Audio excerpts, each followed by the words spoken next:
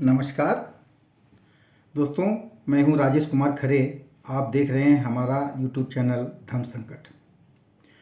तो दोस्तों, हम माता के 9 रूप की जो पूजा करते हैं और उसको अगर हम अपने जीवन में ही महिलाओं के स्वरूप में से तुलना करें तो हमारे अपने घर की महिलाएं, चाहे वह पुत्री हों, बहन हों, पत्नी हों, माँ हों, हमें माता जी के पूरे 9 रूपों में दिख जाएंगी। हमने कल के एपिसोड में बताया था कि हम सबके घर की नारियां भी माता रानी के प्रत्येक रूपों को उम्र के प्रत्येक पड़ाव में कोई न कोई रूप में दिख जाएंगे। कल को एपिसोड में हमने माता के 3 रूप की तुलना अपने परिवार के 3 बच्चियों से की थी।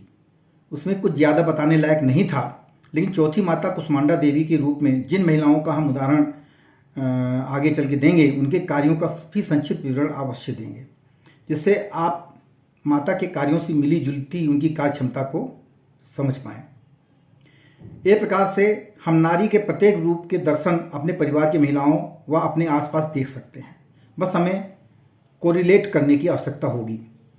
तो हमने इसमें नारी के जन्म से लेकर स्वर्गवास होने तक के समय की पूरी यात्रा का उल्लेख किया है। लेकिन इसके पहले यदि आपने अभी तक मेरे इस चैनल को सब्सक्राइब नहीं किया है, आपसे अनुरोध है कि इसे सब्सक्राइब अवश्य कर लें तथा अगर आपको यह वीडियो पसंद आए तो इसे लाइक व शेयर अवश्य करें। साथ में दी गई बेल आइकन को भी दबा दें, जिससे मेरी आगे आने वाली वीडियो आपको उसकी नोटिफिकेशन तुरंत मिल जाया करे। यदि आपने मेरा दुर्गा माता के 9 रूप में समाहित नारी का पूरा जीवन का एक पहला एपिसोड नहीं देखा है तो आप इस वीडियो के डिस्क्रिप्शन में जाकर वहां दिए गए लिंक को खोलकर उसे देख सकते हैं। तो चलिए हम आज चौथी माता, जिन्हें हम नवरात्र में पूजते हैं, उनका नाम है माता कुष्मांडा देवी, उनके बारे में कुछ बात करते हैं। तो जब हमारे अपने घर की बहू बेटी गर्भ धारण करती हैं तो हमें अपने घर पर एक नए परिवार के सदस्य के आने की सूचना मिलती है। तो मिलिए आज श्रीमती आंचल सक्सेना से, जो धर्मपत्नी हैं हर्षित राजेश जी की। गर्भ काल में अपने गर्भ को बचाने के लिए एक महिला को कितनी प्रकार की सावधानियां बरतनी पड़ती हैं, यह पुरुष नहीं जान सकता, यह महिला ही बता सकती हैं। वह पूरे 9 महीने अपने सभी इच्छाओं का दमन करके केवल अपने पेट में पल रहे बच्चे की रक्षा करती हैं। तो उस काल या समय में हम अपनी बहू या बेटी को देवी माँ कुष्मांडा देवी के रूप में देख सकते हैं। आइए हम आपको मिलाते हैं श्रीमती आंचल सक्सेना से, जो कि एक स्कूल टीचर हैं और वह दूसरे बच्चे की माँ बनने जा रही हैं। उनके पति एक मल्टीनेशनल कंपनी में मैनेजर के पोस्ट पर कार्यरत हैं। अतः आंचल घर के काम के साथ साथ रोजाना स्कूल जाकर अपनी टीचर की ड्यूटी निभाती हैं। और आप समझ सकते हैं कि घर में एक 4 साल के बच्चे की देखभाल, स्कूल और घर का काम, इन तीनों कामों को मैनेज करना गर्भावस्था में कितना उनको थका देता होगा। जिस समय उन्हें आराम की जरूरत है उस समय वह अपने घर में पल रहे बच्चे की देखभाल के साथ साथ अपनी गृहिणी वाले रूप को बखूबी निभा पा रही हैं। तो हम उनकी तुलना माता कुष्मांडा देवी से कर सकते हैं। ऐसी धैर्यवान और कार्यकुशलता में निपुण सभी महिलाओं को हमारा सत सत नमन। 5वीं माता, जिन्हें हम नवरात्र में पूजते हैं, वह है स्कंद माता।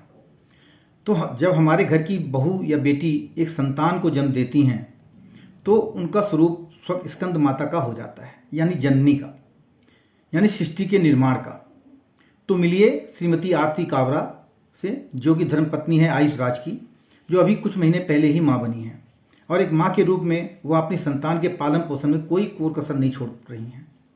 आपको अपने घर में या घर के आसपास ऐसी बहुत सी माताओं को देखा होगा जो अपने बच्चे के लिए कितनी पॉसेसिव होती हैं और होती हैं कि मेरे बच्चे को कहीं ठंड ना लग जाए, उसे कहीं मच्छर ना काट ले, उसे कोई चोट ना लग जाए।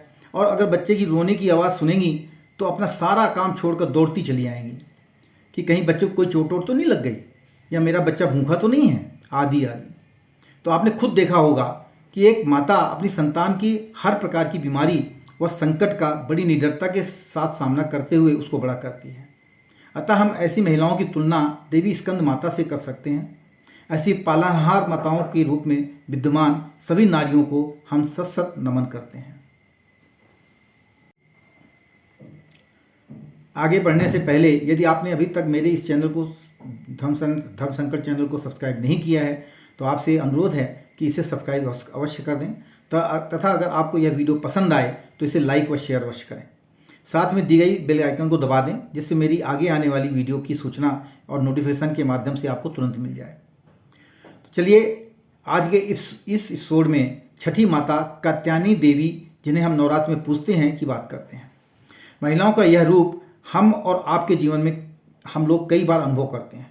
जैसे अगर हमारे घर की किसी महिला को जब किसी चीज़ की आवश्यकता होती है, लेकिन यदि घर में उस समय धन की कमी है, तो वह उस चीज़ को खरीदने से मना कर देती हैं और अपना मन मार लेती हैं।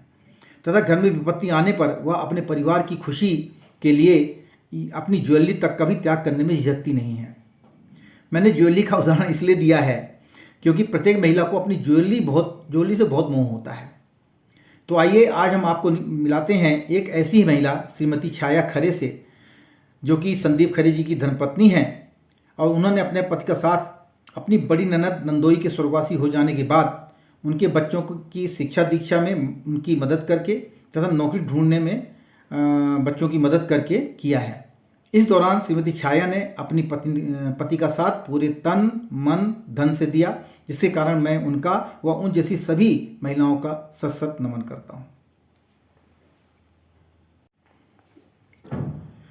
अब हम आगे आपको मिलवाएंगे एक ऐसी जुझारू व धैर्यवान साहसी महिला से, जिन्होंने अपनी पति को मौत के मुख से निकाल लिया। इस प्रकार से कह सकते हैं कि वह एक प्रकार से कलयुग की सावित्री हैं। तो मेरा अगला एपिसोड देखना मत भूलिएगा।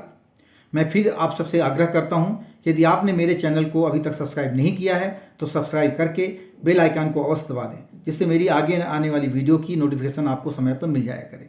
और जिन्होंने अभी तक मेरा पहला एपिसोड माता की रानी का नारी के साथ तुलनात्मक अध्ययन नहीं देखा है, तो वह कृपया डिस्क्रिप्शन में जाके वहाँ पे दिए गए लिंक को खोल लें। उससे वह हमारी पहली एपिसोड इस सीरीज की देख सकते हैं।